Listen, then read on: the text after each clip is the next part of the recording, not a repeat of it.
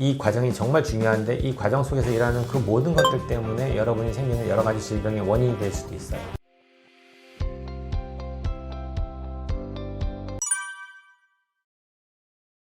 좋은 양질의 음식을 먹는 거는 아무 문제가 없는데 대부분은 가공되어 있거나 또는 오염되어 있는 물질들을 먹게 되면은 그거는 어떤 뭘 먹어도 문제가 되겠죠. 그리고 암세포가 좋아하는 음식이 따로 있다고 제가 말씀드렸단 말이에요. 그게 바로 혈당을 팍 올리는 음식, 여러 가지 대사를 갖다 막아주는 여러 가지 탄 음식이라든지 트랜스지방이 많은 음식, 이런 것들이 이제 암 환자들한테 안 좋을 건데, 그 외 나머지 음식 중에서 좀 혼돈하는 게 있는 게 그게 과일이에요. 과일 같은 경우에도 과당이 많이 들어있잖아요. 그래서 과일도 많이 드시면 저는 좋지 않다고 얘기를 하고요. 기본적으로는 마치 제일 좋은 표현은 암 환자들은 소처럼 드세요 이렇게 얘기하는 게 가장 좋은 건데, 곡식이나 이런 것들은 이제 탄수화물이다 보니까 이것들을 많이 먹게 되면 혈당을 너무 많이 올리죠. 그래서 최대한도로 줄이고요. 그리고 나머지는 양질의 단백질과 지방이 섞여져 있는 여러 가지 이제 음식으로 해서 보충하시면 좋을 것 같고요. 그 중에서 아무리 좋은 재료로 조리를 하더라도 오염되어 있는지 안 되는지를 정확하게 구별하는 게 가장 중요할 것 같습니다.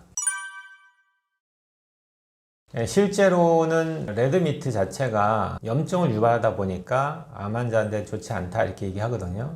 저도 이제 그거는 억셉트하는 편이긴 하지만 단백질 공급 면에서는 필요합니다. 그래서 저는 이제 기본적으로 이제 몸무게당 한 1g 정도 이내로 해서 섭취를 권장하는 편이에요. 그래서 60kg이면은 기본적으로 한 50g 정도는 하루에 단백질 섭취를 좀 해주시는 게 좋습니다. 이렇게 얘기하고요. 그 고기도 종류별로 하는데 가급적이면은 곡식을 주거나 사료를 줘서 키운 게 아니라 풀만 먹였던 소 있죠. 그래스피드 소고기를 파는데 그거나 또는 나머지도 이제 돼지고기나 뭐 이런 것들도 자연 방목해서 키웠던 고기들 먹게 되면은 그거는 이제 괜찮겠죠. 근데 그렇지 않고 사료 주고 막 한 걸 먹으면 오메가6 지방산이 1대 100이 넘거든요. 소고기 같은 경우는. 그러면은 그게 다 염증 반응을 일으킬 거니까 암 환자들한테는 더 안 좋겠죠. 일단 장에 대해서 여러분께 설명드릴 건데요. 장을 생각할 때 여러분이 먹는 음식을 먹었을 때 여러분이 보는 대변을 예를 들게요. 매일 보실 거 아니에요, 대변을. 근데 무심코 그냥 내려버리시죠. 근데 여러분이 보는 대변을 받아다가 과학자들이 수분을 싹 뺀 상태에서 무게를 쟀고요. 그 무게에 뭐가 차지하고 있는지를 다 검사를 해봤어요. 그랬더니 제일 많이 차지하는 게 뭘까요? 여러분들이 잘 모르시는데, 밥을 먹고 음식을 먹은 다음에 대변을 보니까 여러분들이 생각할 때는 음식을 다 분해한 다음에 음식 찌꺼기라고 생각하시지만 그렇지 않고요. 여러분이 보는 대변의 60%는요 세균이에요. 그러니까 수분을 다 뺀 상태에서 60%의 무게는 세균의 무게입니다. 그럼 나머지 그 다음으로 많은 게 뭘까요? 이것도 잘 못 맞추시는데, 이건 뭐냐면 여러분의 장벽을 쫙 펴가지고, 다리미를 펴가지고 쫙 펴보면은 그 면적이 대략적으로 한 테니스 코트에서 축구장 사이즈 왔다 갔다 합니다. 장이 긴 사람도 있으니까.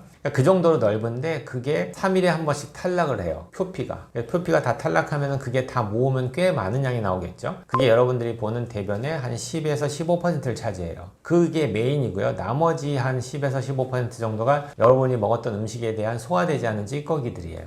그러니까 실제로는 그게 다 많다라는 거 일단 머릿속에 기억하고 계셔야 되고요. 왜냐? 미생물이 되게 중요하니까. 장내 미생물이 여러분 건강에 정말 지대한 영향을 줍니다. 그래서 그거 명심하시고, 장내에 있는 미생물의 개수를 우리가 세하려 보니까 전반적으로 여러분이 갖고 있는 체세포 수보다 3배가 많아요. 엄청난 양이죠. 되게 많다라는 거. 근데 여러분이 음식을 먹어요. 그러면 우리 먹으면은 내 몸속에 들어가니까 다 끝났다고 자꾸 착각을 하시는데 그게 아닙니다. 입부터 시작해서 따라와 보세요. 입부터 식도, 위장, 소장, 대장까지, 항문까지. 이게 하나로 연결된 할로우 오관이에요. 그게 뭐냐면은 그냥 관이라고 생각하시면 쉬워요.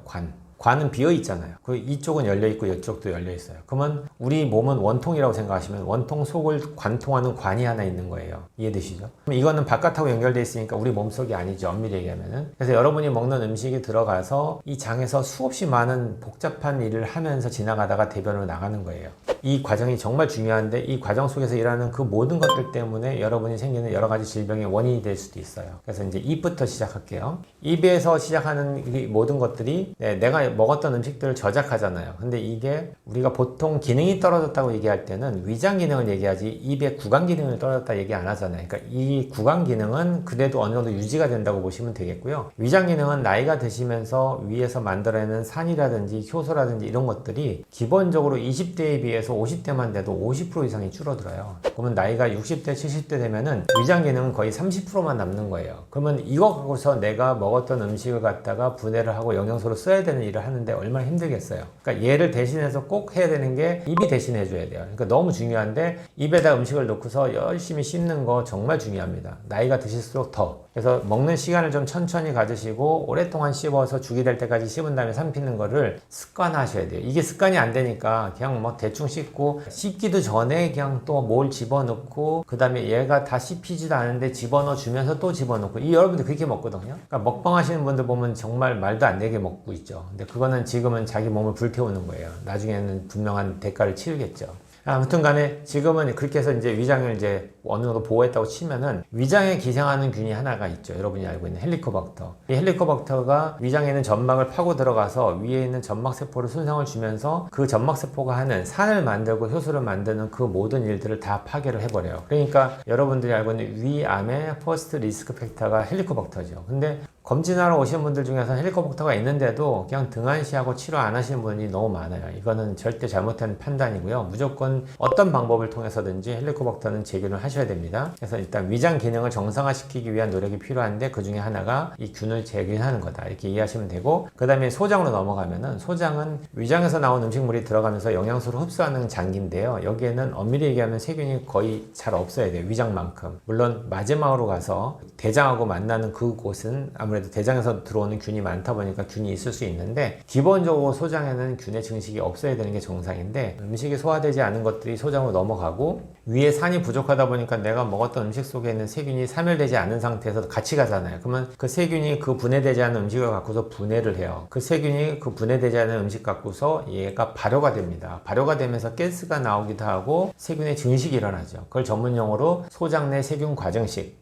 시보라고 부릅니다. 스몰 인테스티널 박테리아 오버그로스라고 부르는데 이런 질병도 생기게 되고요. 그 다음에 장관 내에 있는 여러 가지 세균들은 아까 얘기했듯이 체세포보다 3배가 많은 세균들이 있단 말이에요. 그 많은 세균들이 지지고 볶고 살고 있는 거예요. 근데 이게 나쁜 균하고 좋은 균이 섞여 있잖아요. 근데 그 비율이 되게 중요한데 좋은 균이 9면은 나쁜 균이 1 정도, 만약에 9대1 비율이면은 건강한 장입니다. 이런 장은 큰 질병을 일으키지 않아요. 근데 조금만 생각해 보시면은 좋은 균이 확 주는 것보다 나쁜 균이 예를 들어 9대1이었는데 얘가 1.5가 되거나 2가 됐다고 치면 비율이 확 깨져버리죠. 그러면 4.5대1이 되잖아요. 벌써 2가 되면은 4.5대1로 바뀌잖아요. 그러니까 그 정도가 되면은 유해균이 조금만 증식하기 시작하면 장내 환경은 확 바뀝니다. 그러면서 여기서 나오는 여러 가지 세균이 뿜어내는 독성 물질들이 내 몸을 공격하기 시작해서 그것 때문에 생기는 자가면 질환이 되게 많아요. 그렇기 때문에 장내 환경을 정상화시키기 위한 노력이 필요한데 그때는 유해균에 따라서 여러분이 먹는 식사 패턴도 바뀌어야 되는데 그냥 보편적으로 설명드리면은 장내 유해균이 좋아하는 음식들은 단당류예요. 2당류 이하. 그러다 보니까 단 거 있잖아요. 여러분들이 뭐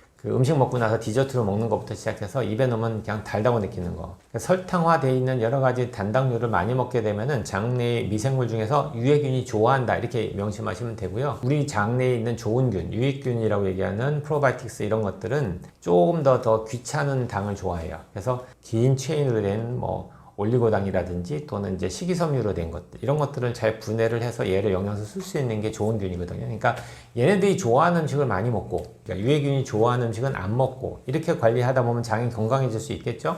그러니까 이런 노력을 열심히 하시면서 그럼에도 불구하고 세균의 불균형 때문에 생기는 문제가 생긴다면은 이럴 때는 이제 병원에 방문해서 검사를 통해서 정확하게 내 장 상태를 확인한 다음에 그거에 맞는 바른 프로바이오틱스라든지 식단 관리를 하심으로 인해서 장을 정상화시킬 수 있습니다.